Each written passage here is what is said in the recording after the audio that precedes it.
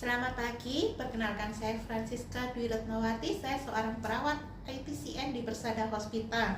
Pada kesempatan pagi ini saya akan menjelaskan tentang pemeriksaan fisik neurologi kepada pasien. Peralatan yang dibutuhkan: hand wrap, hand scoon, garpu tala, refleks hammer, pen light, bau-bauan berbau tajam, kasa atau kapas.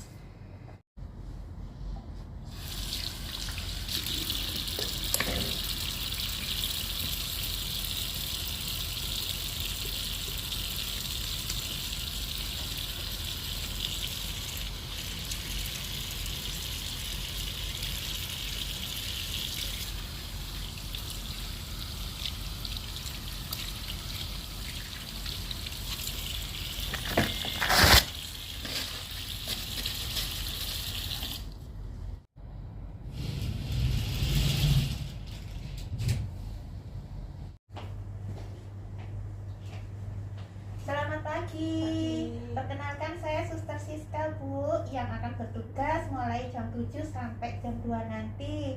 Bisa diberitahukan saya Bu nama lengkap dan tanggal lahir? Reni, tanggal 5 2004. Oh, baik. Bu Reni, sebentar lagi saya akan melakukan pemeriksaan fisik terkait dengan neurologi persarafan Bu yang nanti mungkin akan dilaksanakan kurang lebih 30 sampai 45 menitan. Apakah Ibu bersedia? Ya, bersedia.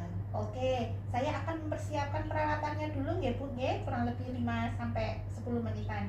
Ditunggu Bu Reni Kemudian untuk sakit kepalanya itu ya Bu ya, Ibu pernah kejang enggak? Tidak pernah. Ada riwayat kejang enggak? Waktu kecil enggak pernah kejang ya Bu ya? Pingsan? Pernah. Pernah ya. Kemudian Ibu pernah semisal jatuh, kepalanya terbentur, itu pernah enggak Bu? Mungkin waktu pingsan. Waktu pingsan Ya. terbentur enggak terasa ya Bu Ya. ya. Kemudian semisal nih Ibu kan bangun tidur kemudian mengalami sakit kepala, puter-puter gitu ya. Itu apakah karena mungkin lihat cahaya atau mungkin kena cahaya TV yang terlalu lama pada malamnya atau gimana? Enggak tahu ya Bu ya. Tiba-tiba sakit. Oh, atau mungkin banyak pikiran, banyak kerjaan? Ya, bisa jadi. Bisa jadi ya. Kemudian Ibu ingat nggak urutannya tadi gimana ceritanya kok Ibu bisa jatuh, sakit kepala terus jatuh? Bangun tidur itu enggak apa-apa, terus tiba-tiba waktu mau aktivitas tiba-tiba udah nggak sadar. Terus nggak ingat ya Bu ya, jatuhnya Sudah bangun lagi. Sudah bangun Ya. lagi. Itu antara bangun lagi Ibu dibangunkan atau bangun sendiri Bu? Dibangunkan. Dibangunkan ya. Itu nyerinya lokasinya di mana Bu? Di kepala atas sama samping. Samping kanan kiri? ya. Di samping Dua-duanya. kiri kanan. Jadi hampir semua Hampir ya Bu semua, ya. ya. Nggak nyeri kuduk, nyeri kaku di belakang sini? Iya. Iya, ada nyeri juga ya Bu Iya. ya. Kemudian pada waktu Ibu jatuh ada bagian yang terasa kebas enggak Bu? Atau mungkin tangan atau kaki yang terasa kebas? Jari-jari sering kayak kesemutan. Jari-jari sering Ya. kesemutan. Sejak kapan itu Bu? Setelah jatuh. Setelah Ya. jatuh. Kemarin-kemarinnya enggak pernah? Iya. Oke. Kemudian pada waktu Ibu sadar ya, Ibu langsung berdiri atau istilahnya duduk dulu terus berdiri nggak kuat atau dibantu atau bagaimana Bu? Dibantu untuk duduk. Untuk dibantu Ya. duduk ya. Kemudian pandangan Ibu kayak melihat tulisan, melihat orang, itu terasa jelas nggak setelah jatuh ini? Iya, buram. Agak buram ya Bu ya. Padahal sebelumnya Iya. jelas ya Bu Ya. ya. Kemudian jadi tidak ingat ya Bu ya pada waktu jatuh gitu. Tapi sebelum jatuh Ibu ingat apa yang dilakukan Ibu sebelum jatuh? Aktivitas biasa. Aktivitas Iya. biasa ya. Maksudnya kan Ibu tidur ya, Iya. Ibu tidur bangun terus jatuh gitu ya. Iya. Ada mual nggak Bu? Enggak, sekarang enggak ada. Waktu selesai jatuh, habis jatuh Iya, waktu sempat duduk itu mual. mual nggak enak gitu ya Iya. Bu ya. Oke. Untuk nyerinya Bu Reni, untuk sakit kepala itu gimana Bu? Sakit kepalanya Bu? Pusingnya itu muter-muter. Pusing ya, Bu, ya? Iya, pusing, sakit kepala. Iya. Muter. Terus dia Muter, hilang timbul. hilang timbul, Iya. kadang muter, kadang gimana Bu? Hilang timbul itu apakah beda hari atau pada waktu sakit kepala itu? Pada saat sakit kepala. Sakit kepala ya Bu ya. Kemudian lama Bu, durasinya kira-kira berapa lama Bu nyerinya itu? Saat sakit sampai 15 menit. 15 menit itu sakit sekali. Iya. 15 menit itu Ibu langsung minum obat atau bagaimana Bu? Ya, minum obat. Minum obat ya. Itu tiba-tiba sakit kepala atau mungkin bangun tidur terus sakit kepala, atau setelah misal Ibu habis berkegiatan terus kecapean sakit kepala, atau gimana Bu? Habis bangun tidur. Habis bangun Ya, tidur tiba-tiba sakit sakit, kepala, ya. muter-muter gitu ya. Itu sering Sering. ya Bu ya. Kemudian sakit kepalanya itu kalau misalnya di skala gitu ya Bu ya, 0 sampai 10 itu ada di posisi berapa Bu? Skalanya 7. 7, berarti nyeri sekali ya Bu ya, nyeri sekali ya. Kadang-kadang sampai nggak bisa nahan gitu ya Bu ya. Selanjutnya adalah pemeriksaan kesadaran. Di sini kita menyebutnya sebagai skor Glasgow Coma Scale, yang mana digunakan untuk mengukur tingkat dari kesadaran pasien. Untuk poin pertama adalah visual.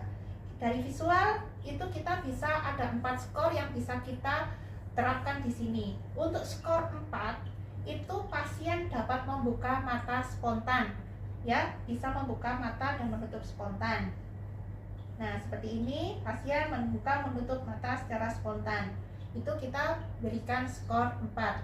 Untuk skor 3, jadi pasien tidak bangun apabila tidak dibangunkan dengan perintah. Misal, Bu Reni. Ya. Nah, itu kita berikan skor 3. Untuk skor 2, bila pasien bangun pada saat dipanggil dia tidak bangun, tetapi pada saat diberikan rangsang nyeri dia bangun, itu skornya adalah 2. Semisal Bu Reni tidak ada respon. Setelah kita sedikit menekan Bu Reni. Ya. Nah, itu kita berikan skor 2.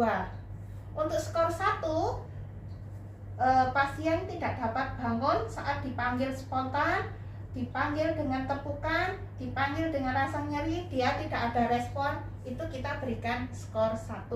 Ini untuk pengkajian visual atau pengkajian mata. Yang selanjutnya adalah kita melakukan pengkajian untuk verbal. Untuk verbal ini ada 5 skor. Skor yang kelima adalah respon di mana pasien bisa menjawab dengan benar, yaitu Bu, Ya. namanya siapa? Reni. Bu Reni sekarang ada di mana? Di rumah sakit. Jadi untuk skor 5 pasien bisa menjawab dengan benar.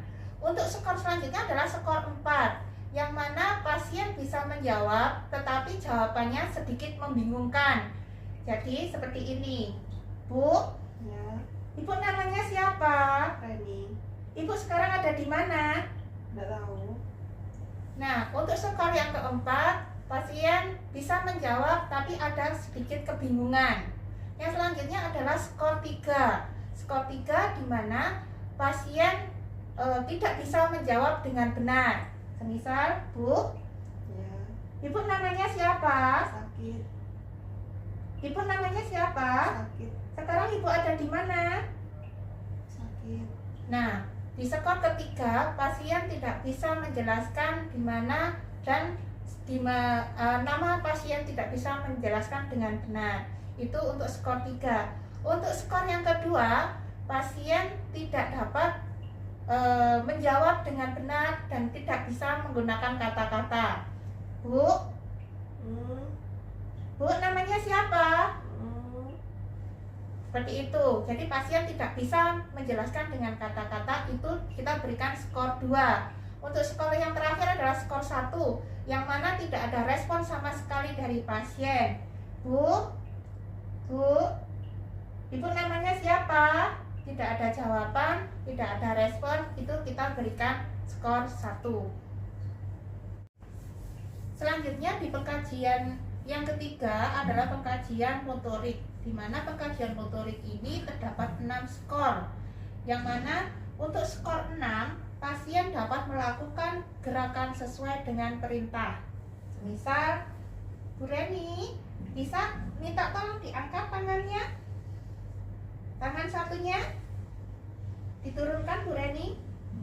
Itu skornya 6. Jadi pasien bisa menggerakkan anggota tubuh sesuai dengan perintah. Kemudian yang skor kelima, pasien mengarahkan tangan ke arah nyeri atau ke sumber nyeri. Semisal kita tekan di daerah selangkah. Ini kita lakukan selama 10 detik. Jadi pasien bisa menunjukkan sisi bagian yang nyeri. Untuk yang skor keempat adalah terjadi fleksi abnormal, yang mana pasien bisa menarik atau menghindari nyeri. Semisal saya tekan di sini, pasiennya akan mengarah ingin menyentuh bagian yang nyeri tetapi tidak nyampe ke bagian yang nyeri. Itu di skor yang keempat. Kemudian skor yang ketiga, pasien menunjukkan gerakan fleksi yang abnormal sebagai respon terhadap rangsangan. Semisal kita merangsang di sini, Bu Reni. Nah, ini pasien melakukan gerakan fleksi yang abnormal terhadap respon terhadap rangsangan. Kemudian untuk skor yang kedua, pasien menunjukkan gerakan ekstensi abnormal sebagai respon terhadap rangsangan. Semisal kita tepuk di bagian tangan kanan, Bu Reni. Nah, pasien melakukan gerakan ekstensi yang abnormal sebagai respon terhadap rangsangan. Kemudian untuk skor 1, pasien tidak ada respon sama sekali saat disentuh ataupun dirangsang nyeri. Semisal kita sentuh Bu Reni, pasien tidak bergerak, tidak ada respon. Itu kita berikan skor 1. Untuk selanjutnya kita akan melakukan pengkajian terkait dengan reaksi pupil. Peralatan yang kita butuhkan adalah pen light. Nah, untuk mengkaji reaksi pupil, kita melakukan pengecekan terhadap pupil. Kita lihat bentuk pupil, kemudian ukuran dan reaksi terhadap cahaya. Kita menggunakan senter atau pen light untuk mendapatkan respon dari pupil dengan cara seperti ini. Bu Reni bisa dibuka matanya. Kita melakukan pemeriksaan dari sinar dari luar ke dalam. Kita lihat apakah ada respon cahaya dari pupil, ada pergerakan dari pupil. Nah, kita lihat untuk mata sebelah kanan itu kurang lebih 2 mm. Kemudian di sebelah kiri juga 2 mm. Ada rangsang yang positif terhadap cahaya. Kemudian untuk besarnya pupil antara mata kanan dan mata kiri sama berat. Selanjutnya adalah pemeriksaan motorik ekstremitas bawah atas dan pemeriksaan motorik ekstremitas bawah, yang mana ini digunakan untuk menilai kekuatan dalam melawan gravitasi dan tahanan dari pemeriksa. Ini ada skornya 0 sampai dengan 5. Untuk skor 5, untuk pemeriksaan ekstremitas bawah, bahwa ekstremitas atas dari pasien mampu melawan gravitasi dan tahanan dari pemeriksa. Bu Reni bisa nanti melawan tangan saya sekuat-kuatnya. Coba diangkat tangannya, Bu Reni. Nah, ini pasien mampu melakukan tahanan dan melawan gravitasi. Ini kita berikan skor 5. Nah, untuk skor 4, pasien mampu melawan gravitasi dengan sedikit tahanan. Bu Reni bisa minta tolong nanti diangkat tangannya dan ditahan tekanan dari tangan saya. Nah, ini saya berikan sedikit tekanan, sudah mulai berkurang kekuatannya dan dia tidak bisa menahan dari kekuatan tangan pemeriksa. Itu kita berikan skor 4. Nah, untuk skor 3, bahwa pasien tidak mampu menahan tahanan dan bisa mengangkat tetapi tidak mampu menahan tahanan sehingga dia jatuh ke arah bawah. Bu Reni bisa minta tolong tangannya di atas sampai tangan saya dan nanti ditahan tahanan saya. Nah, pasien tidak bisa menahan tekanan dari tangan pemeriksa dan jatuh mengikuti arah gravitasi. Kita berikan skor 3. Selanjutnya adalah pasien mampu melakukan gerakan tanpa gravitasi, jadi hanya mampu melakukan gerakan dan tidak bisa melawan gravitasi. Ini biasanya pasien akan mampu bergeser saja, menggeserkan tangannya saja. Bu Reni bisa minta tolong diangkat tangannya. Nah, pasien tidak mampu untuk mengangkat tangannya, hanya bergeser saja.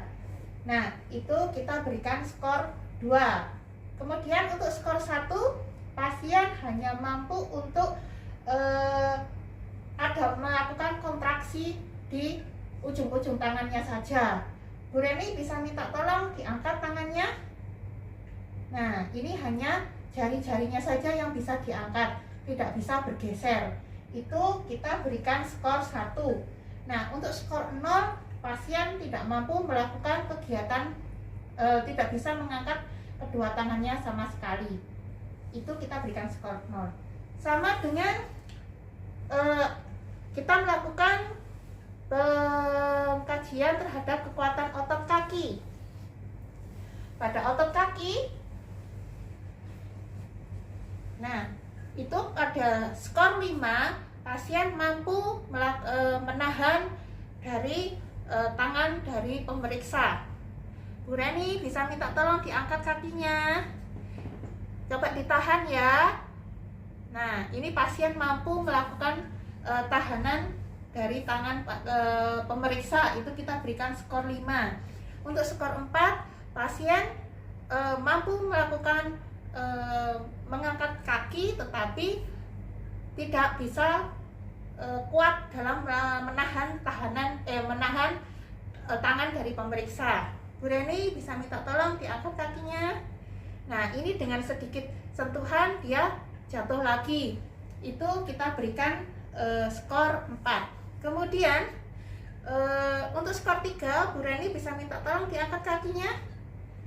Nah, ini belum mencapai tangan dari pemeriksa, dia sudah jatuh, itu kita berikan skor 3. Untuk skor 2, Bu Reni bisa minta tolong diangkat kakinya. Nah, pasien hanya bisa menggeserkan kakinya, itu kita berikan skor 2. Nah, untuk yang skor 1, Bu Reni bisa minta tolong diangkat kakinya. Nah, pasien tidak mampu mengangkat kaki dan hanya menggerakkan jari-jari kaki, kita berikan skor 1. Kemudian kasihkan skor 0 apabila pasien tidak melakukan pergerakan sama sekali. Demikian adalah sistem pengkajian kekuatan otot dari ekstremitas atas dan bawah. Selanjutnya kita melakukan pengkajian status dari mental pasien. Di sini kita untuk langkah pertama kita tes terkait atensi dan konsentrasi dari pasien. Yang pertama-tama kita tanyakan, kita lihat apakah pasien itu dalam kondisi sadar penuh yang kita sebut nanti alert. Kemudian untuk letargi, apabila pasien tersebut cenderung mengantuk dan susah dibangunkan. Yang ketiga adalah stupor. Stupor adalah kondisi di mana pasien bisa bangun hanya karena ada rasa nyeri, itu kita sebut dengan stupor. Untuk selanjutnya adalah koma, yang mana pasien tidak dapat merespon apabila dibangunkan. Kalau kondisi sadar, Bu Reni, ya, pasien sadar penuh, itu kita sebut alert. Kalau letargi, cenderung mengantuk, jadi mungkin responnya agak lama. Bu Reni, ya. nah, pasiennya cenderung mengantuk dan susah dibangunkan. Kemudian untuk stupor hanya bisa dibangunkan kalau ada efek nyeri. Kita bangunkan Bu Reni, kita coba dengan rasa nyeri. Bu Reni, Ya. pasien baru bangun itu kita menyebutnya stupor. Kemudian untuk koma kita bangunkan tapi tidak ada respon dari pasien. Nah, untuk selanjutnya kita melakukan pengkajian konsentrasi yang mana kita bisa melakukan mengajukan pertanyaan kepada pasien yang mana pasien tersebut bisa melakukan sesuai dengan perintah kita. Semisal Bu Reni bisa menyebutkan bulan dari Januari sampai Desember, Bu? Bisa. Coba Bu Reni bisa disebutkan. Januari, Februari, Maret, April, Mei, Juni, Juli, Agustus, September, Oktober, November, Desember. Nah, pasien mampu berarti pasien konsentrasinya penuh. Itu tahap langkah pertama. Langkah kedua, kaji disorientasi, konfusi, dan abnormalitas perilaku. Yang mana kita akan menanyakan kepada Bu Reni terkait nama, tempat, dan waktu. Bu Reni, bisa disebutkan nama putranya siapa? Hani. Oke, kemudian sekarang Bu Reni ada di mana? Di rumah sakit Di rumah sakit mana, Bu? Persada Hospital. Kira-kira sekarang waktunya pagi apa sore apa malam, Bu? Pagi. Pagi ya. Pasien mampu menjawab pertanyaan dari pemeriksa dengan baik. Selanjutnya adalah langkah ketiga adalah kemampuan bahasa. Bu Reni bisa mengikuti apa yang saya perintahkan ya. Coba ikuti kata-kata saya. Ular melingkar-lingkar di pagar. Ular melingkar-lingkar di pagar. Nah, ini berarti Bu Reni mampu melakukan apa yang sudah pemeriksa perintahkan kepada pasien. Kemudian dapat melakukan perintah. Bu Reni coba diangkat tangannya sebelah kanan, tangan sebelah kiri, turunkan tangan sebelah kanan, turunkan tangan sebelah kiri. Nah, Bu Reni mampu menginterpretasikan bahasa yang digunakan pemerintah untuk melakukan perintahnya. Pada pemeriksaan selanjutnya adalah pemeriksaan rangsang meningeal, yang dimana pemeriksaan rangsang meningeal ada 5 pemeriksaan. Yang pertama pemeriksaan kaku kuduk, yang kedua pemeriksaan lasek, yang ketiga pemeriksaan kernik, yang keempat pemeriksaan Burzynski 1 dan Burzynski 2. Kita awali dengan pemeriksaan kaku kuduk. Untuk pemeriksaan kaku kuduk ini tangan kanan pemeriksa berada di atas sternum pasien, tangan kiri pemeriksa berada di punggung pasien. Nah, di sini kita akan mengangkat kepala pasien sehingga dagu menempel maksimal 2 jari di atas sternum. Kita angkat.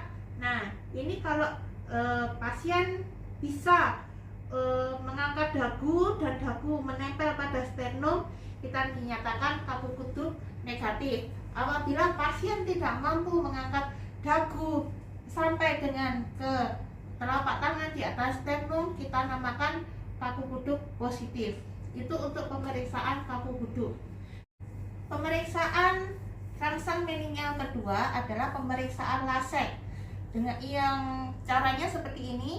Tangan pemeriksa ada di bawah kaki, tungkai bawah kaki, kemudian tangan kiri pemeriksa ada di bagian paha. Kita angkat tangan kaki pasien sampai dengan 70 derajat.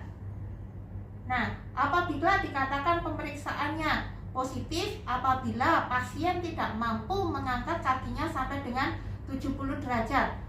Bila kurang dari 70 derajat atau segini, kita lihat respon pasien sudah kelihatan kesakitan, berarti dia tidak mampu untuk mengangkat sampai dengan 70 derajat. Itu kita namakan pemeriksaan lasek positif. Begitu pula dilakukan di kaki yang kedua, di kaki sebelah kiri, itu kita angkat. Apabila pasien tidak dapat mengangkat lebih dari 70 derajat, itu kita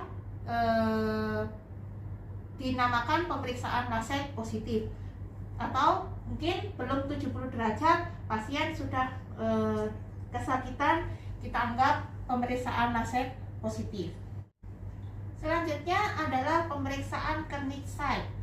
Jadi untuk pemeriksaan kernik itu hampir sama dengan pemeriksaan lasek. Bedanya ini tetap tangan sebelah kanan ada di betis pasien, tangan sebelah kiri ada di paha pasien. Kita angkat, kita fleksikan sampai 90 derajat. Kemudian ini kita angkat sampai dengan kurang lebih 135 derajat.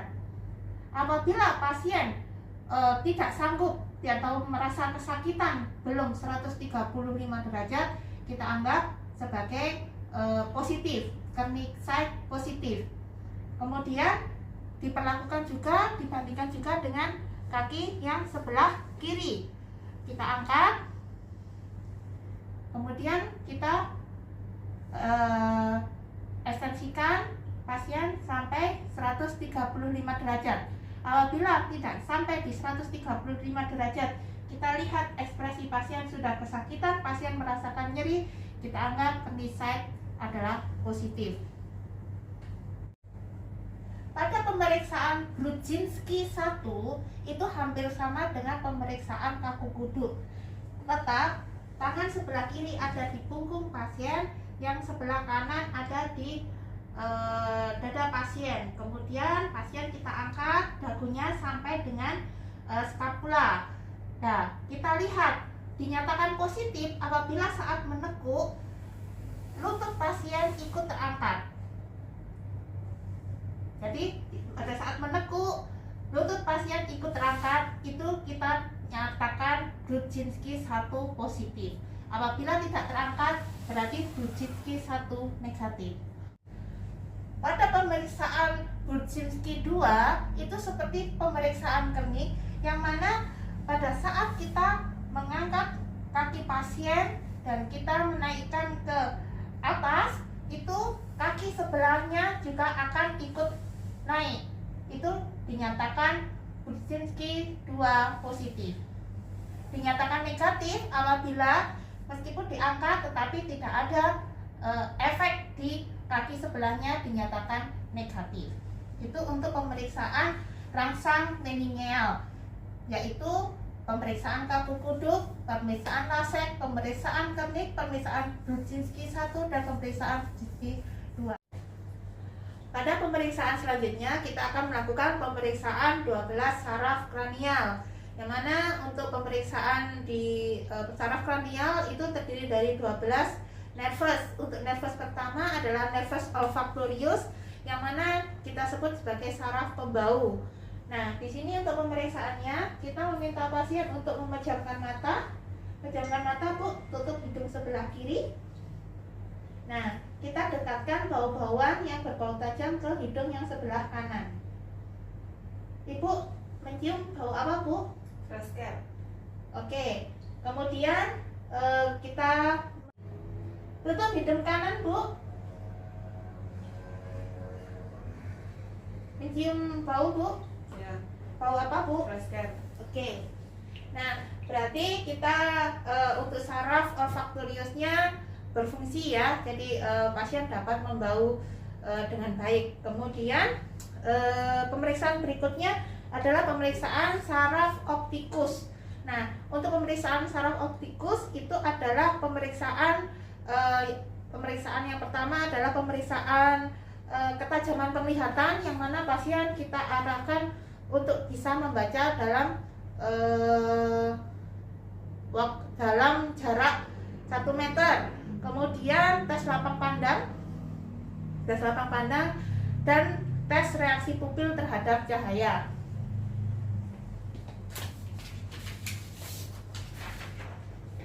Nah, kita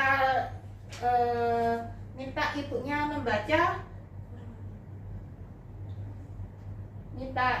membaca untuk tulisan di atas apa, Bu? Bisa membaca? Bisa. Cara mengukur GCS. Oke. Kemudian kita melakukan pemeriksaan tes reaksi pupil terhadap cahaya. Nah, di sini kita tutup mata sebelah kanan untuk memeriksa yang sebelah kiri. Nah, kita lihat reaksi pupilnya. dari samping ke depan. Nah, ada respon pupil yang mengecil pada saat terkena sinar. Nah, ada reaksi pupil mengecil terhadap sinar. Nah, ini berarti pemeriksaan pupilnya positif. Kemudian tes lapang pandang, di mana kita mengarahkan pasien untuk menutup salah satu mata. Bu, ditutup mata sebelah kiri, sebelah kanan. Kita tes apakah pasien mampu melihat posisi tangan pemeriksa. Tangan saya ada di mana, Bu? Atas. Tangan saya ada di mana, Bu? Bawah. Nah, gantian matanya ditutup. Tangan saya ada di mana, Bu? Bawah. Tangan saya ada di mana, Bu? Atas. Nah, itu untuk pemeriksaan tes optikus. Yang selanjutnya adalah pemeriksaan saraf 3, 4, dan 6 adalah pemeriksaan okulomotor, trokea, dan abdusen.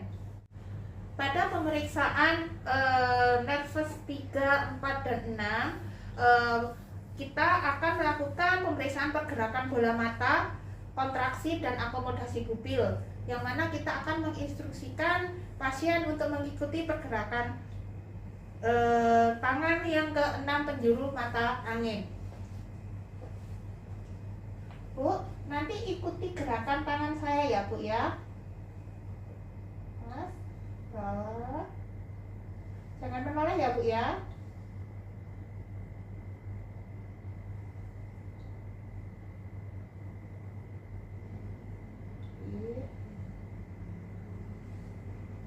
Oke.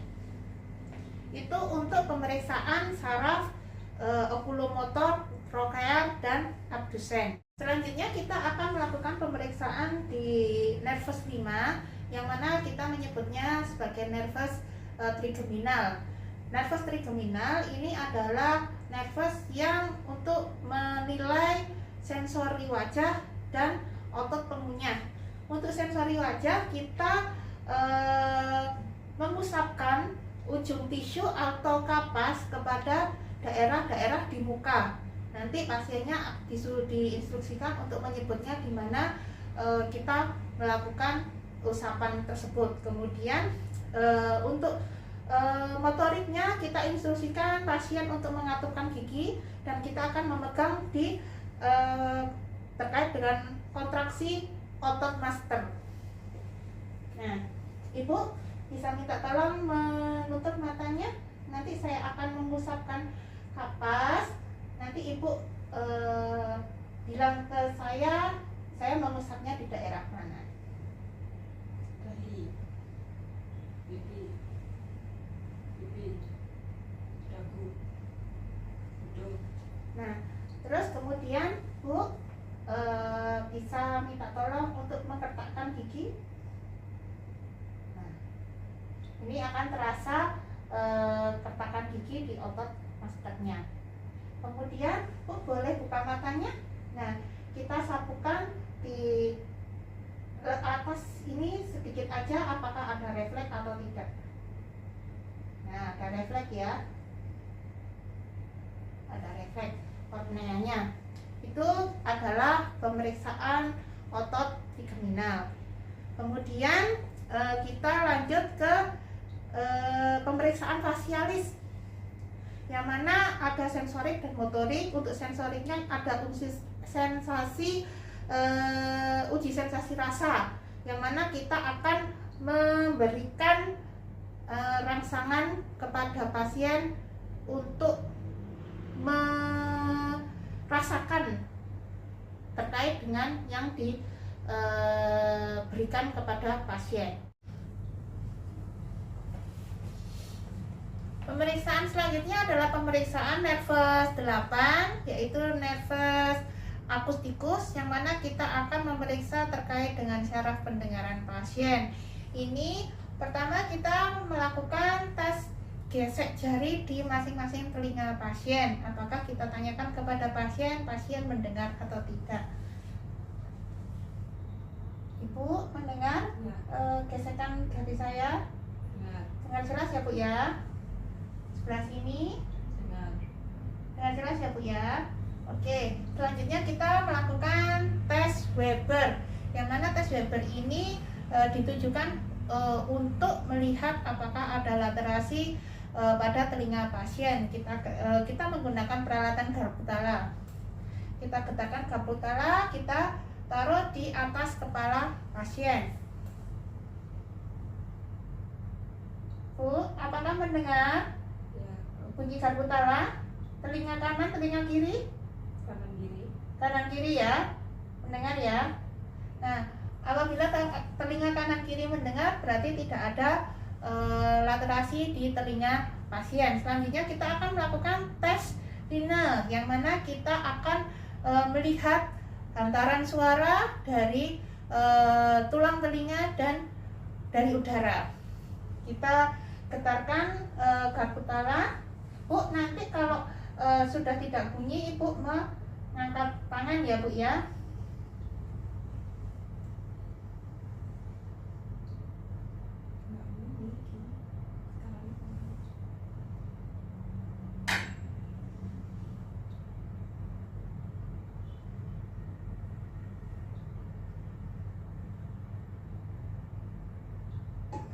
Mendengar Bu? Ya. Oke.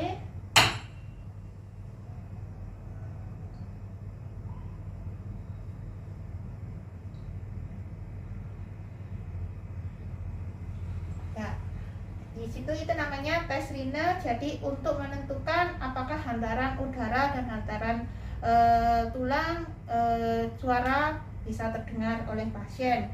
Kemudian adalah tes wabah, yang mana akan meninjau ulang terkait dengan hantaran suara dari pasien, dan oleh penguji atau pemeriksa itu sama. Sudah tidak dengar?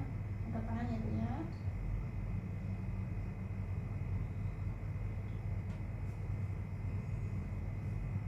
Oke.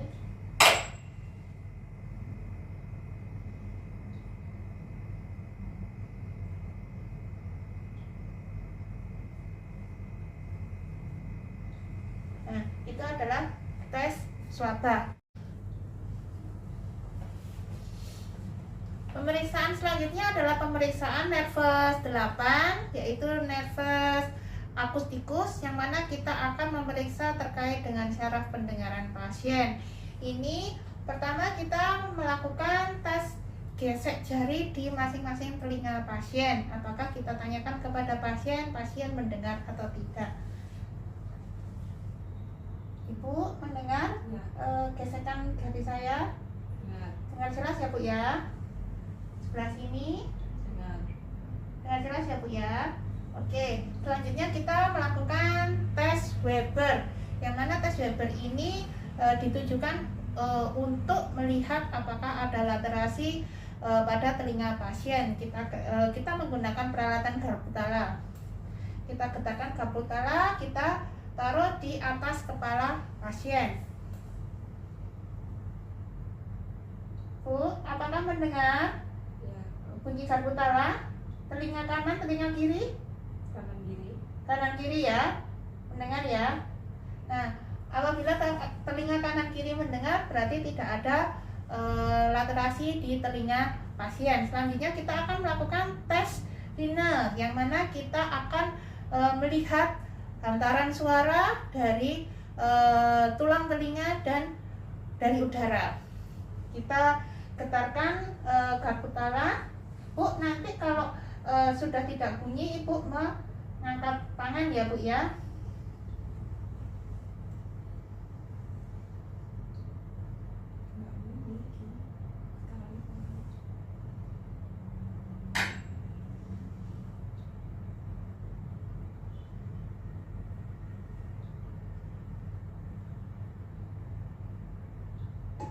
Mendengar Bu?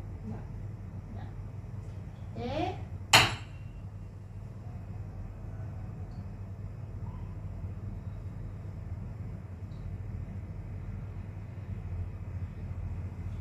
Ya, di situ itu namanya tes Rine. Jadi untuk menentukan apakah hantaran udara dan hantaran tulang suara bisa terdengar oleh pasien. Kemudian adalah tes wabah yang mana akan meninjau ulang terkait dengan hantaran suara dari pasien dan oleh penguji atau pemeriksa itu sama. Sudah tidak dengar angkat tangannya itu ya.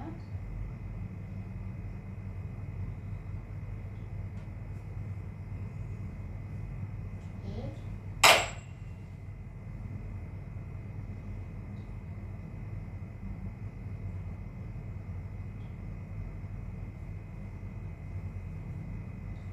Nah, itu adalah tes swaba. Pemeriksaan selanjutnya adalah pemeriksaan glosopharyngeal dan nervus vagus, yang mana kita peralatan yang dibutuhkan adalah senter dan sarung tangan, di mana kita akan meminta pasien untuk membuka mulut dan kita melihat ada kesimetrisan dari vulva. Bu, buka mulut, lidahnya dikeluarkan, Bu. Nah, di situ kemudian pasiennya kita menyuruh bilang A, Bu nanti bilang A gitu Bu ya. Jadi nanti kita lihat untuk pergerakan vulvanya. A, maaf Bu. A. Nah, pergerakan vulvanya simetris. Kemudian kita mengkaji refleks gapnya.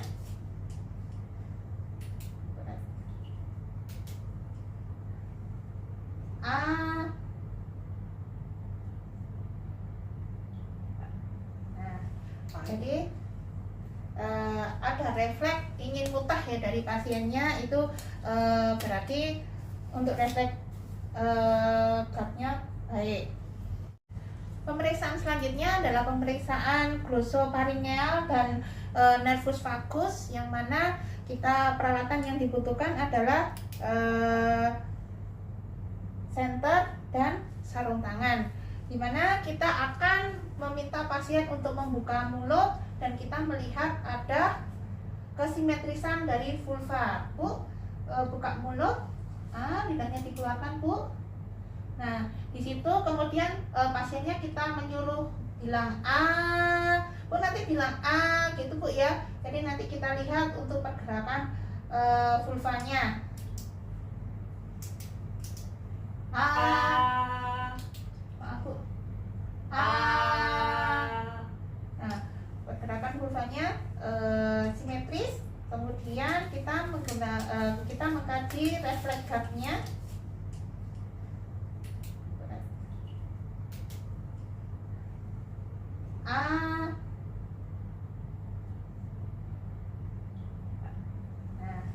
Jadi ada refleks ingin muntah ya dari pasiennya, itu berarti untuk refleks gapnya baik.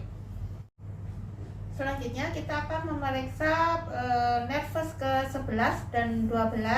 Untuk nervus 11 adalah spinal aksesori, yang mana kita akan melakukan tes kekuatan otot pada sternocleidomastoid dan otot trapezius. Nah, ini caranya adalah kita menyuruh pasien untuk memalingkan ke satu arah dan kita menahan di arah yang sebelahnya. Dan kemudian pasien kita instruksikan untuk melawan dari tahanan kita. Kita akan melihat kekuatan di otot sternocleidomastoid dan trapezius. Bu, Ibu, saya minta menoleh ke arah sebelah kiri, nanti melawan tangan saya yang di sini untuk kembali menoleh ke kanan. Nah, kita lihat tahanannya sangat kuat. Kemudian untuk sebaliknya, ini ya Bu ya. Terus, nah noleh balik lagi Bu. Oke, tahannya kuat. Kemudian saraf selanjutnya adalah saraf ke-12, yang mana ini adalah untuk melakukan observasi kesimetrisan terkait dengan kekuatan lidah. Oh, maaf, tadi yang ketinggalan adalah kekuatan otot trapezius, yang mana kita berdiri di depan pasien, tangan kita diletakkan di pundak pasien, kita tahan, dan kita meminta pasien untuk mengangkat bahu sekuat-kuatnya. Kita lihat kesimetrisan antara kekuatan bahu kanan dan kiri. Selanjutnya adalah pemeriksaan yang ke-12 adalah terkait hipoglosal, yang mana kita melakukan observasi kesimetrisan dan kekuatan lidah. Bu, nanti minta tolong lidahnya dikeluarkan, kemudian dorong ke kanan, dorong ke kiri, gitu ya Bu ya. Oke, coba Bu, lidahnya dijulurkan, dorong ke kanan, dorong ke kiri, naik ke atas, naik ke bawah. Nah, demikian pemeriksaan fisik pada pasien dengan di sistem neuromuskuler. Terima kasih, selamat pagi.